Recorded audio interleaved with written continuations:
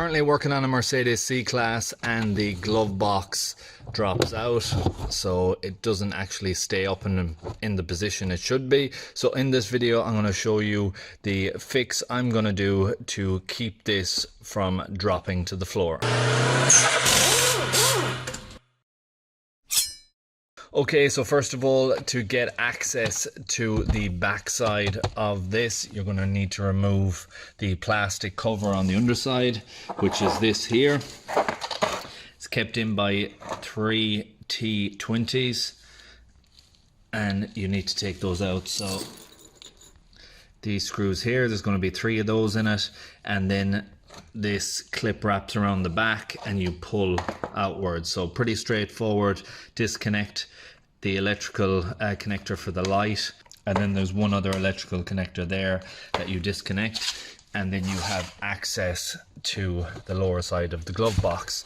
Now on this glove box you can get it back in position, but it's just not able to stay. If you do it really gently, you can get it to hang in position, you can put it back up, but if you were to let that go fast, it would fall to the ground. And what's actually happened,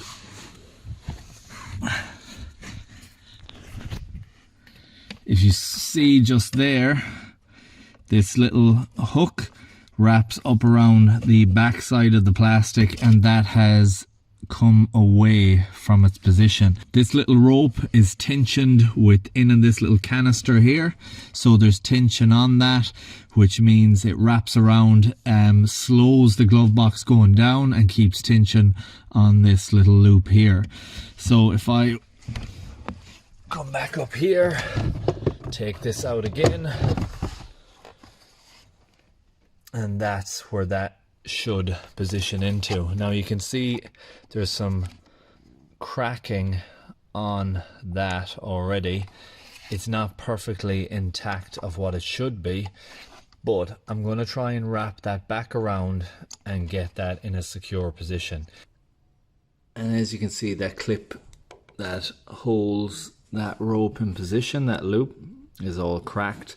So we're going to try and reinforce that before we put it back up. So we're going to glue all around this here, glue all around it. We're going to leave it for quite a bit of time to cure, and then we're going to come back and try and reinstall all this back together again. So the first thing I do before I apply any bond is to just get a flat screwdriver, wedge it on the underside of that clip to make sure that when this bonding goes off, that it's going to set in the correct position, and that flat screwdriver is going to allow that while I leave this overnight. The product that I'm using is JB Weld Original, an absolutely fantastic product that when given enough time it sets and is very strong on a whole host of different materials. I have used this on pretty much identical plastics in the past, so I'm very confident that this is going to have a great hold and strength as this sets. Now if you wanted to do additional cleaning, you could.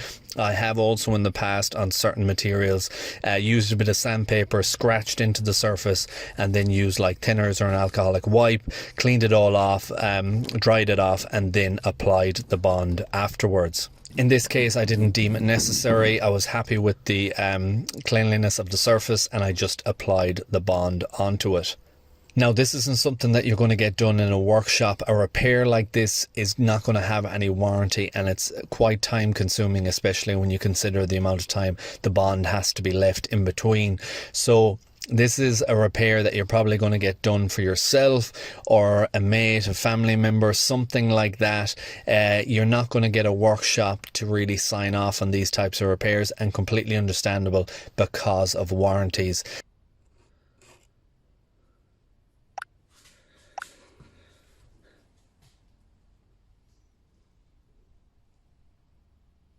Okay, so I'm going to allow that to set. I'm going to allow that quite a bit of time. I'll probably give that 24 hours or so before I try and apply any pressure on it.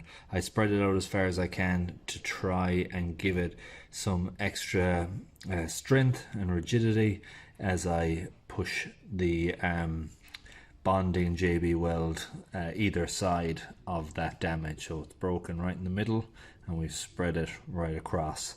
the whole part. So I'll come back and check this tomorrow. So it's now over 24 hours since I applied this, and it is well set at this stage. So that's cured even beyond what it needs to be. It's probably around 32, 34 hours since I applied it.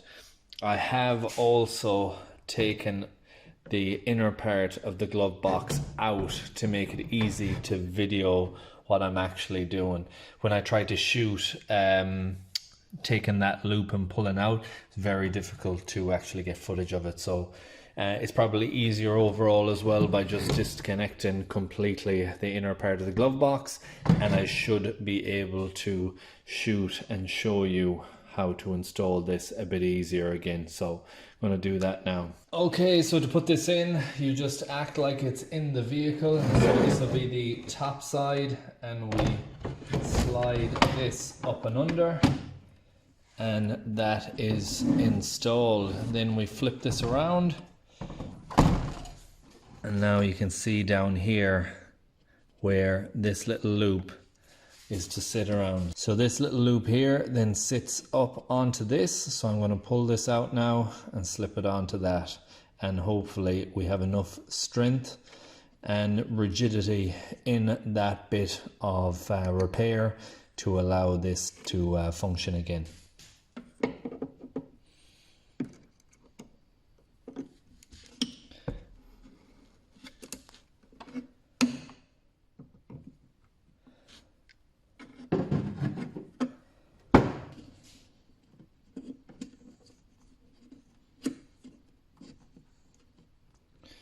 And then we'll just gently let that back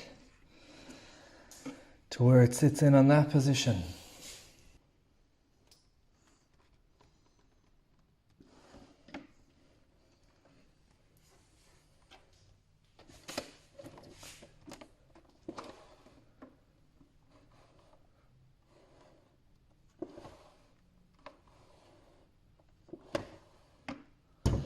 So we'll see what it's like in the car, but so far so good. Seems to be working good and holding up like it should. So I'm going to install this back in the vehicle now and see what it's like installed. Just starting to sit the glove box back up in place now. A couple of electrical connectors at the back, one for the 12 volt in here and another for the light.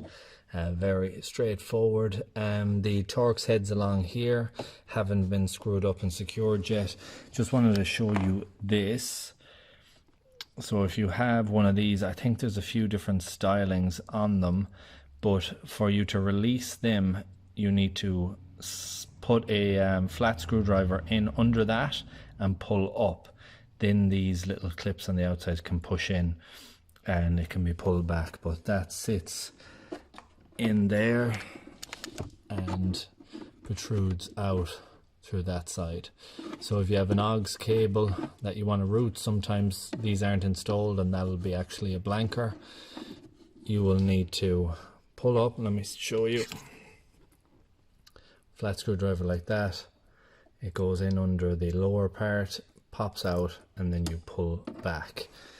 It's secured in there and then out through there as well. There's also a Torx head screw somewhere here. Where is it? On the lower, there it is.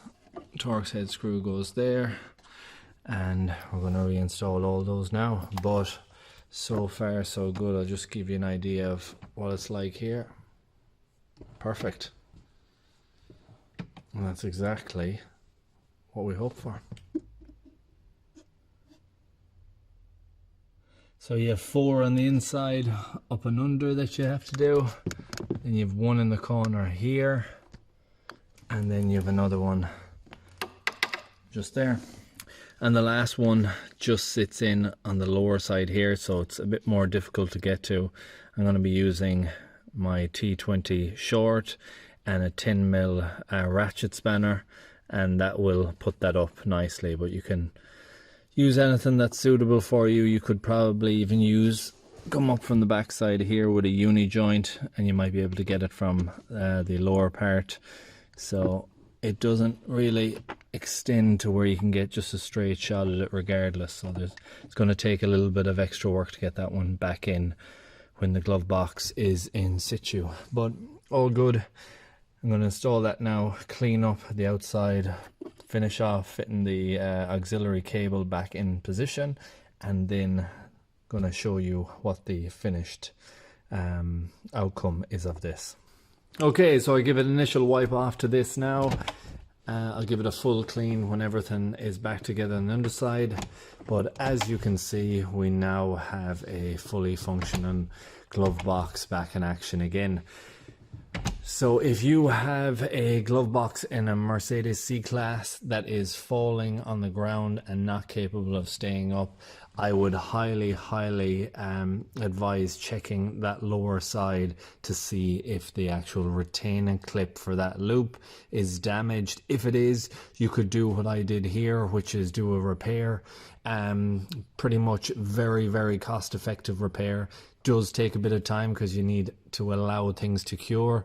As long as that loop is intact with the rope which retracts back the glove box and keeps it on that slow steady pace going downwards, you will be able to do the same repair. Even if that clip was completely broken off, you could add some piece on there to basically do the exact same thing. Either or, you will have a glove box that's usable again.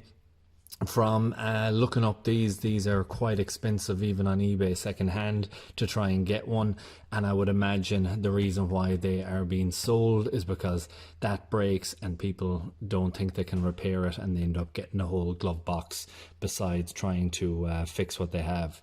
But that is it. I really hope you enjoyed this video. Hope you found it useful and informative. If you did, please like, share, comment and subscribe, and I hope to see you in the next one. Thanks for watching.